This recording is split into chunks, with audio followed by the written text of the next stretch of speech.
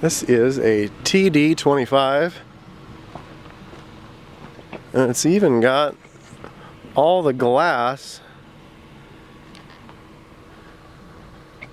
with, I think it's got an AC unit in there as well. The Arctic version. This is a dandy old machine. The guy I was working out in the brush for, Shane Rofe of RMH Logging, used to have this, and it was the mobile tail hold. As you can see, you can put blocks on the corner of the blade if you wanted to run the butt rigging around.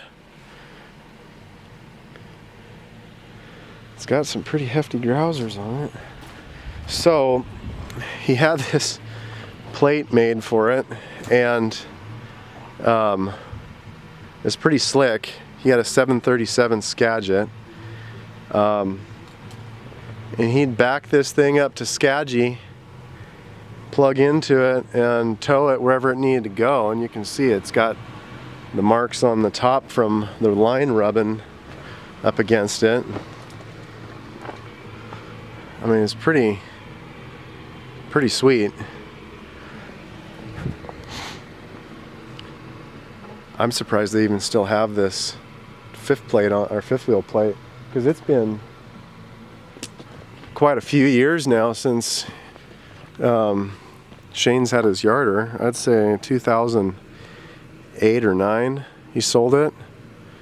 So yeah, anyhow, it's a dandy machine though. We were logging up on Mount Jupiter, and this was the mobile tail hold. And I remember we had, I don't know, it wasn't much. It was like, I don't know, under 4,000 feet of skyline out, and I could see this thing moving forward in the unit. It was dogged in the ground, but we were dragging the cat forward with the turns we were grabbing. It was really something else. And then at the end of the job, we went to pull it out of there, and the motor, I think it spun a main bearing or something like that, and we had to use a 740 John Deere and a 518 to push and pull and get it out of the brush up onto a lowboy so it could go to a shop and have the motor tore down and fixed. So yeah, it was really something else.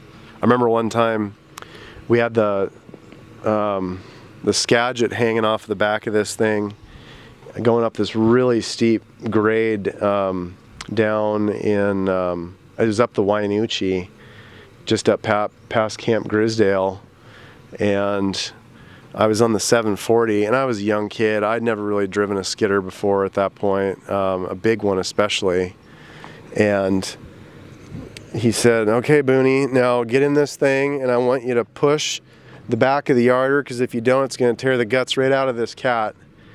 And we went up this long, steep grade, and I'm pushing with all my might on the back of this yarder, and I was one gear too high, and I wasn't quick enough to figure out how to like gear shift the thing, so I had my foot into the throttle, and I was in second gear, and it died.